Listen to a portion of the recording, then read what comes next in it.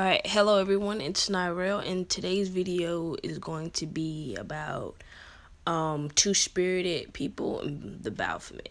And basically I was inspired by this to do this video because like a month ago, I was on Super Sly 75 channel and we were talking about, he asked how occultists and other people who study hidden knowledge should view mostly transgender, but I actually wanted to slip the whole LGBT plus community in there as well.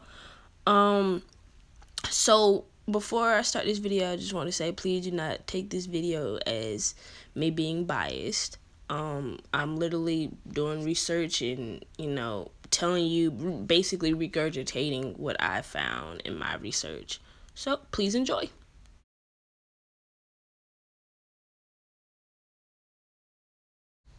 Sexuality is defined as the quality or state of being sexual, the condition of having sex, sexual activity, or sexual expression, or expression of sexual receptivity or interest, especially when excessive.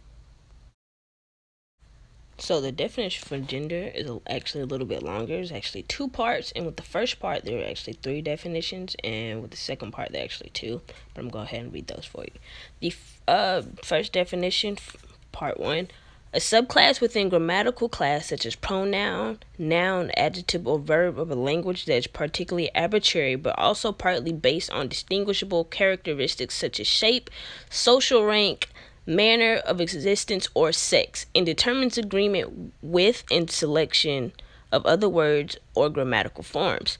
Membership of a word or grammatical form such as a subclass, an inflectional form showing membership in such subclass. So the second part of that will be defined as the feminine gender, the behavioral, cultural, or psychological traits typically associated with one's sex. Now to define sex. Either of the two major forms of individual that occur in many species that are distinguished respectively as female or male, especially on the basis of their reproductive organs and structure. The sum of structure, functional, and behavior characteristics of organisms that are involved in reproduction marked by the union of gametes and that distinguish males and females. Sexually motivated phenomena or behaviors, sexual intercourse, or part 4, genitalia. I hope y'all don't mind, but I use my little emojis to try to help everyone understand and make it more simple. Sexuality is who you choose to have sex with. Gender is how you identify inside your head. And sex is what's in your pants, or like everyone likes to say, your XY or double X chromosomes. So, actually, I just want to clear something up about when I said, about sex. So, it really gets complicated because we do know there's people who are born with both forms of genitalia. They used to be called hermaphrodites, but now the correct term is intersex. Inter means basically how you fade into both, or how you incorporate more than one aspect of something. So whether that be gender or you have intersex, I don't know. Okay, so intersexuality is defined as the condition such as occurrence and congenital adrenal hyperplasia or androgen insensitive syndrome of either having both male and female gonadal tissue in one individual, or having the gonads of one sex and external genitalia that is the other sex or is ambiguous. Oh, and here's like a little note or whatever. Intersexuality in variety of forms occurs in about 1 of every 2,000 births, about the same proportion as cystic fibrosis. Okay, y'all, so now I'm going to read an article from The Guardian. It seems pretty lengthy, so I don't know if I'm going to read the whole thing. If I don't read the whole thing, it's a really long article. If I don't read the whole thing, I'll put a link in the description. Y'all can read it, because reading is fundamental, but I got things to do. Native Americans have often held intersex androgynous people, feminine males and masculine females, in high respect. The most common term to define such persons today is to refer to them as two-spirit people. But in the past, feminine males were sometimes referred to as Berdache. So that's spelled Berdache. By early French explorers in North America, who adapted the Persian word barrage, meaning an intermediate male friend, because these androgynous males were commonly married to masculine men or had sex with men, and the masculine females had feminine women as wives. The terms barachi had a clear homosexual connotation.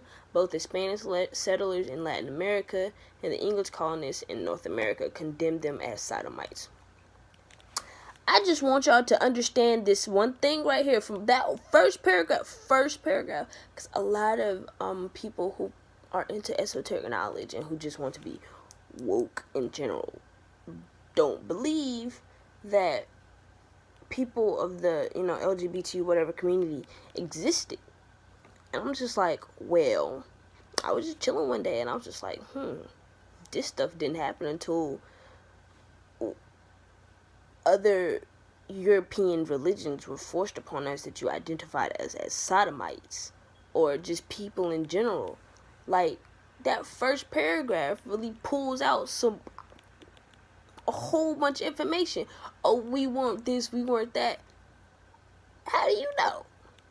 Because from the looks of it, it existed. Now, I'm not saying it existed to as high of an extent as it is now. That's not what I'm saying. But it existed. It existed, and it been existed. You weren't deemed or conditioned to hate it until they came over here. That's what I'm saying. But, next paragraph.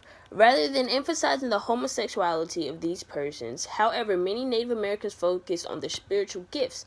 American Indian traditionalists, even today, tend to see a person's basic character as a reflection of their spirit, since everything that exists is thought to come from the spirit world. Androgynous or transgendered persons are seen as doubly blessed, having both the spirit of a man and the spirit of a woman. Thus, they are honored for having two spirits and are seen as more spiritually gifted than the typical masculine male or feminine female.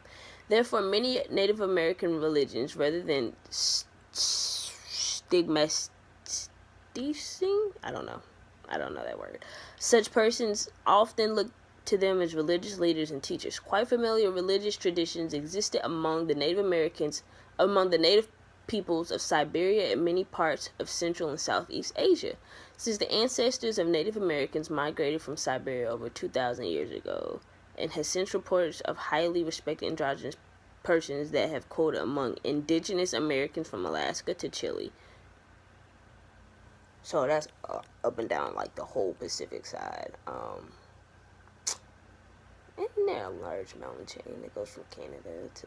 Okay, anyways, that's like the strict Pacific side of North and South and Central America.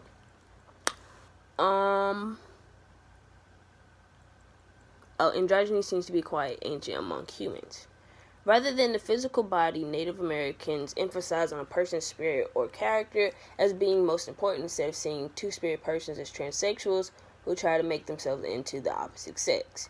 It is more accurate to understand them as individuals who have taken on gender status that is different from both men and women. So back to the gender thing. Pronouns, how you identify inside your head, not what's in your pants.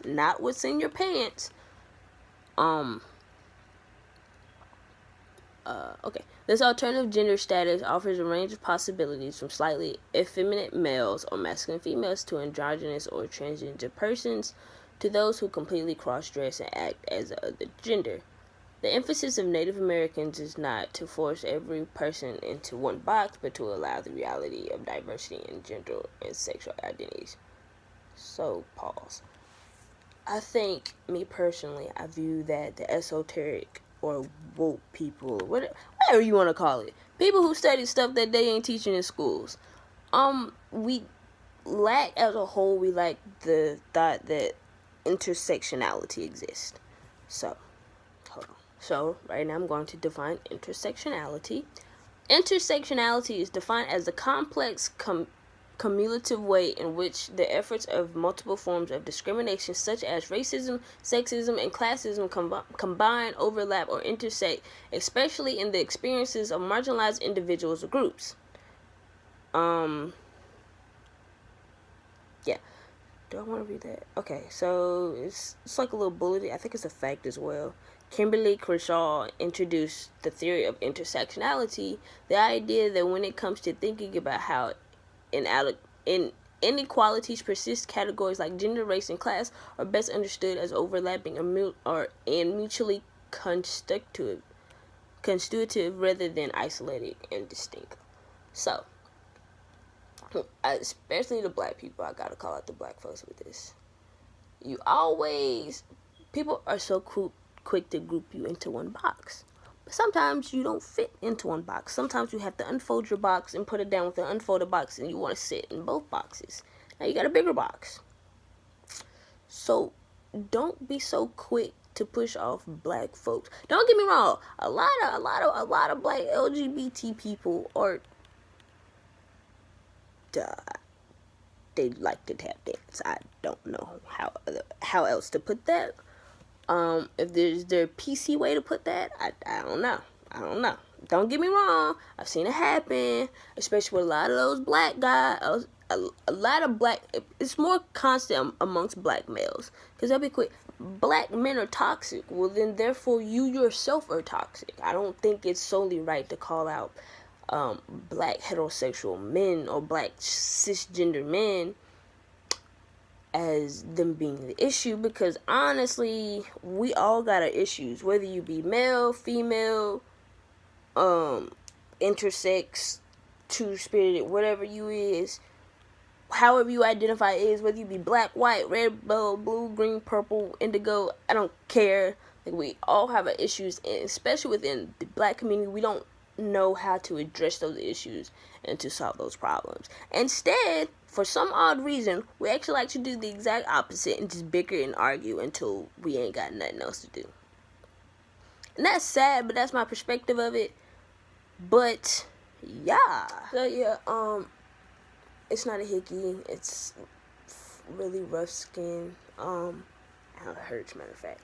But so yeah, I kind of drug this video out longer than I expected, or longer than I had hoped for, and I probably won't be hitting everybody's questions or whatnot.